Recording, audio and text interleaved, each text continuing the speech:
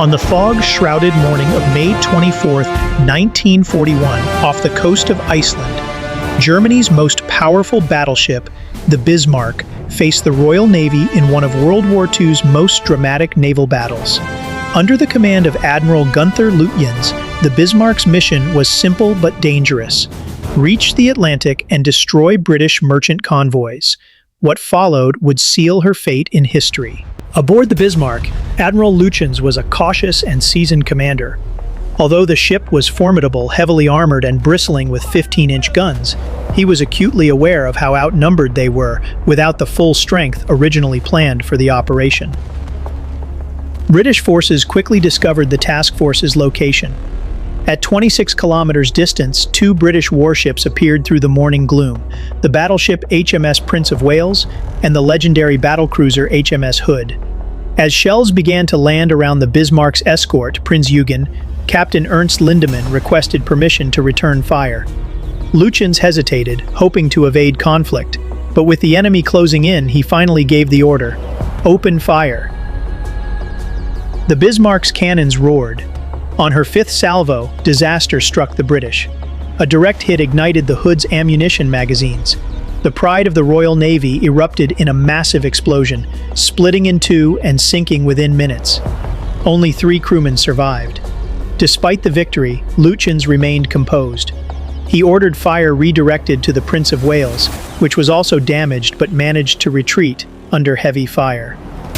Lindemann proposed a pursuit, but Lütjens declined, prioritizing their primary objective: avoiding unnecessary engagement with the British fleet. Though the Bismarck had emerged victorious, she had taken hits, one of which ruptured a fuel tank.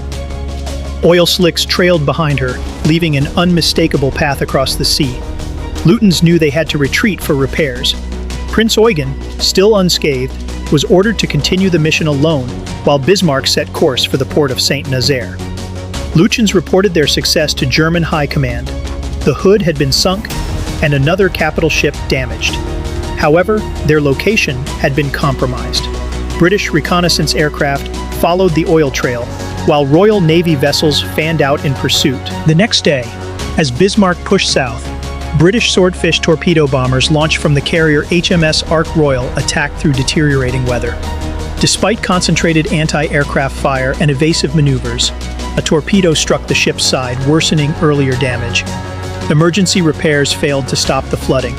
Lütjens continued radio transmissions, unaware that the British were triangulating their position through those very signals.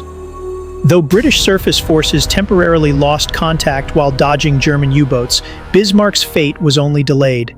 On the morning of May 26, a Catalina patrol plane rediscovered the Bismarck. That night, another Swordfish airstrike dealt the decisive blow. A torpedo jammed the ship's rudder, rendering her unable to steer. Though damage to the hull was minimal, the ship began circling helplessly in the Atlantic.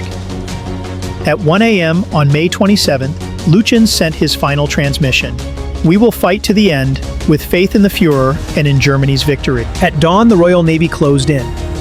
Battleships HMS Rodney and HMS King George V opened fire.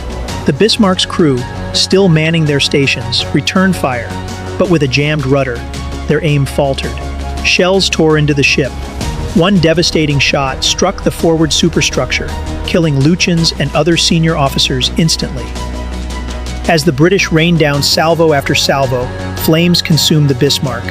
Her guns fell silent by 0930. The command passed to damage control officers, who reluctantly gave the order to scuttle the ship. By 10 a.m., the Bismarck, now a burning wreck, slipped beneath the waves. Of her crew of over 2,200, only 114 survived.